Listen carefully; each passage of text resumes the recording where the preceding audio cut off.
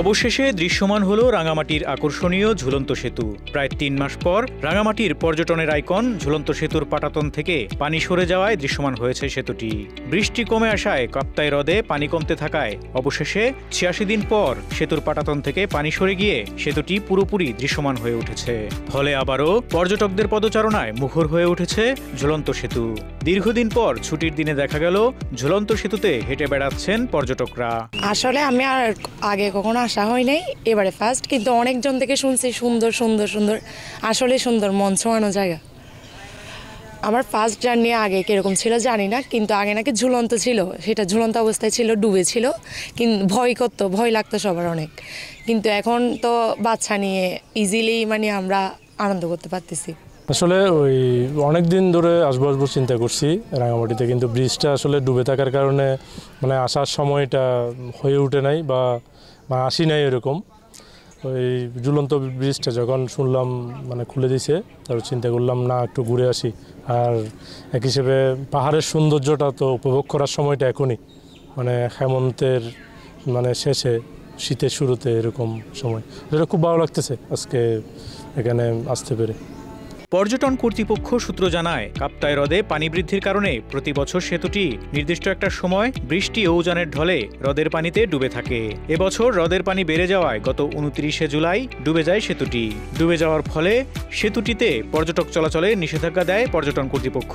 এ সময় ভ্রমণে এসে আইকনিক এই সেতুতে ঘুরতে না পেরে হতাশা নিয়ে ফিরে যান অনেক দর্শনার্থী। আমরা গাজীপুর থেকে রাঙামাটিতে আসছি ঝুলন্ত ব্রিজ দেখার জন্য। গতকালকে নাকি শুনছিলাম পানির নিচে ছিল, ব্রিজের পানির নিচে ছিল। আজকে প্রায় ১ হাত মতো পানি নেমে যাওয়ার কারণে ব্রিজটা দিয়ে আমরা সবাই হাঁটা চলাফেরা করতে পারতেছি। অনেকটি ভালো লাগলো, এখন ভালো লাগতেছে। আমরা ঘুরবো, আশা করি আরও জন যারা আসার ইচ্ছুক আছে তারা আপনারা সবাই আসেন, জিনিসটা দেখেন। আমার মনে এটা ভালো লাগবে। রাঙামাটি আমার এটা ফার্স্ট টাইম।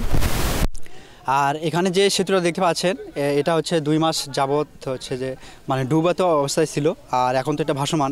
তো আমার ভাগ্যের বিষয় যে ভাসমান আমি দেখতে পাচ্ছি, খুব ভালো লাগছে আমার কাছে।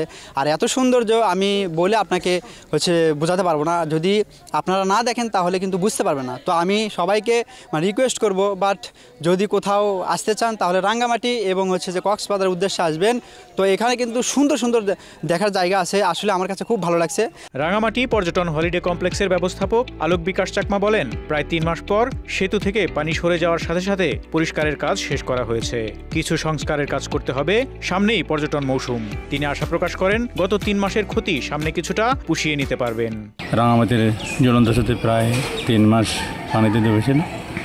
গতকাল এলাকার পানি কমে যাওয়ায় বেঁচে উঠছে। এই মুহূর্তে দর্শনার্থীরা ঝুলন্ত সেতুতে চলাচল করছে।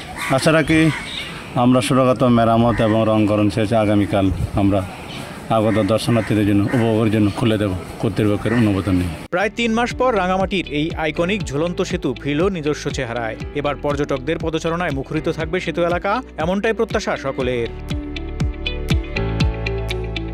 ফারুক শিমুল, ঢাকা এক্সপ্রেস।